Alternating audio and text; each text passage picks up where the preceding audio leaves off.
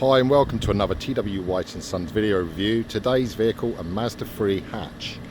So we have a 22 Mazda3 GT Sport manual. So this is a 122 brake horsepower engine. It's the 2 litre e-SKYACTIV-G engine. This is a deep crystal blue metallic. It's lovely in the sun here, really sparkling.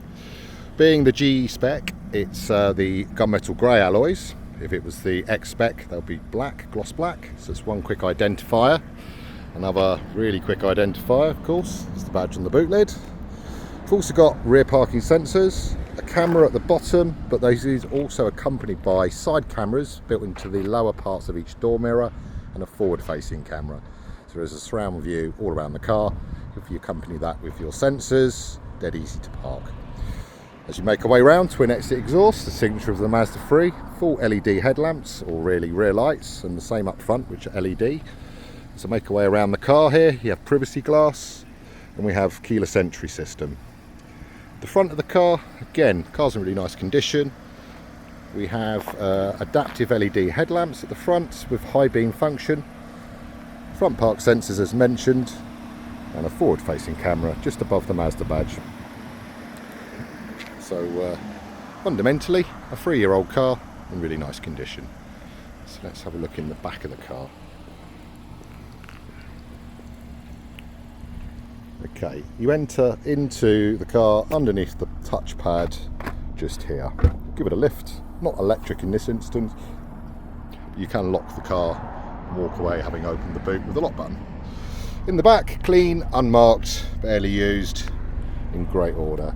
There's a 60-40 split, and then lifting the carpet, you're exposing your compressor with foam. You've also got some rudimentary tools, but there's no jack or braces, there's no spare wheel, but you do have locking wheel nuts in the box there. Okay, let's shut that down.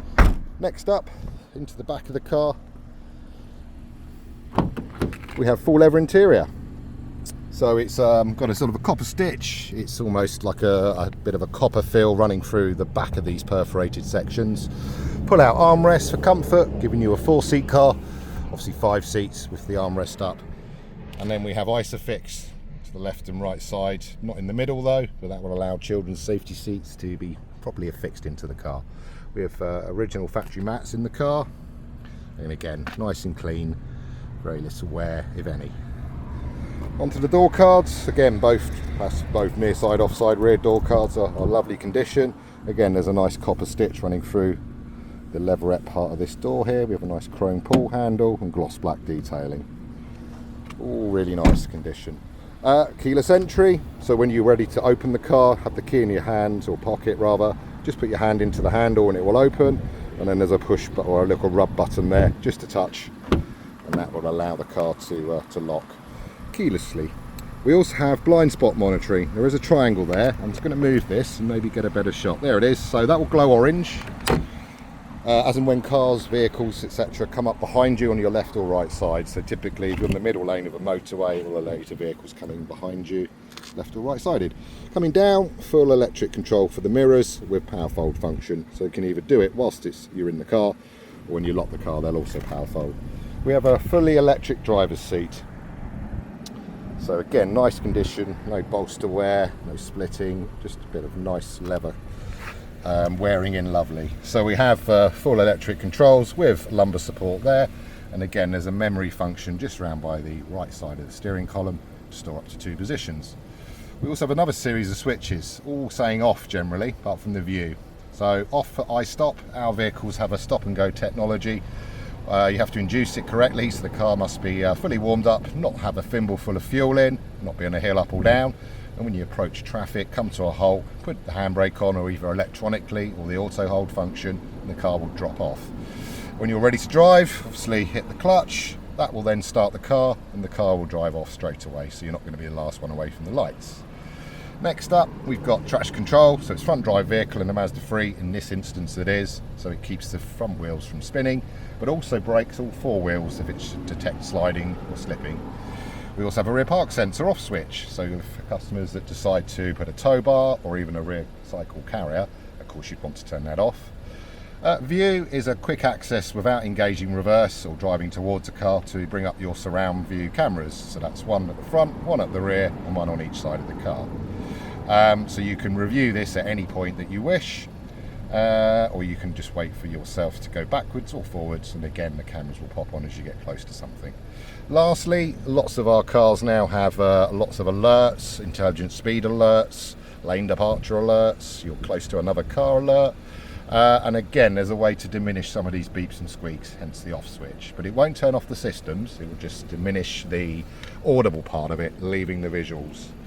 So the seat itself, both driver and passenger, are heated with 3 different stages, and the steering wheel rim is also heated. So again, a boon in the winter months. So coming around to the nice leather-bound 3-spoke steering wheel, nice to feel. It's not particularly thick rim a la BMW. It's quite a nice diameter, so really nice to use. We have media functions predominantly on this side. The info button exposes that the middle dial is actually a digital dial and not an analog dial. So you've got key information around speed, average fuel consumption, and then your first section, which is your lane departure. So if you were to drift out of the lane, left or right, without indicating, of course, the car will think you're drifting, potentially putting yourself into danger, and will nudge you back into lane. Simply indicate and it won't do so, or indeed turn it off. Again, the same technology allows the car to position itself between the lines on the adaptive cruise system, which is on the right hand side of the spokes. So it's got 2 versions of this and a standard speed limiter function, but one with steering assist and one without. So the steering assist function will allow the steering wheel to pop up and give you an indication it's going to self-steer to a degree. You're also going to choose a gap in time that the car will preserve. So by nudging up, we can have a maximum of 2 seconds. This also relates to your head-up display.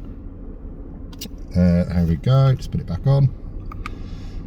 There it is. So it will show you on your head-up display as you're driving along, keep your eyes on the road. And of course, you can bring it back down to, I'll just make that smaller.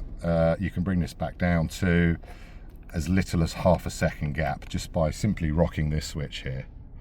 Otherwise, you'll need to drive to the speed you want, or at least get above a walking pace to press set, and then you can increase and decrease your speed quite quickly. So that's all on the steering wheel rim. We have full automatic lights and wipers, so they're both turned on correctly at the moment. And you'll note there's a high beam function just here, which is a push button on the end of the stalk, and that will allow the car to up and drop its high beam function automatically. Coming across with a self-dimming frameless electrochromatic rear view mirror, really nice to look at.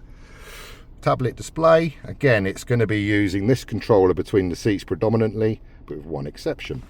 If you were to plug your device into here, this will give you Apple or Android CarPlay, and when you're physically not driving along, as I am at the moment, not driving along, you can touch the screen. Otherwise you will revert to the controller, which in itself is dead easy. People familiar with BMW and Audi products will understand how easy this is to use. It's very similar, with quick access buttons for things like nav, media, and your home function, and a really quick way to go back a menu. We have automatic parking brakes, and we also have an auto hold function. So when you're in traffic and you come to a halt, the car will engage the handbrake for you. Really useful on hills. And of course, ultimately, if you come to a halt in the car, turn the car off, it will automatically engage the handbrake. So 6-speed manual in this particular car. It's a 122 horsepower 2-litre SKYACTIV-G engine.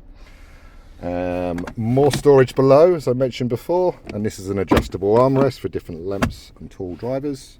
Coming across, again reviewing the rest of the cabin, very clean, very tidy, belaying its mileage of only 22,500 miles, and it's a one-owner car with a full Mazda service history, of course. Glove box, nice and deep and easy to use, and we've got some nice stylish vents, and of course there's more of this stitched leatherette affair running through the card of the door, through the dashboard. You've got a nice sweeping dash top here. It's a really nice design. Nice bit of chrome work to offset everything, which is mimicked on the buttons, on the steering wheel hub, where your horn lives, and across the rest of the car. So we have here a Mazda 3 Sport Luxe manual gearbox, SKYACTIV-G in deep crystal blue, just the one owner from new, and 22,500 miles. So the car's ready to view and test drive. Don't hesitate, come and see it.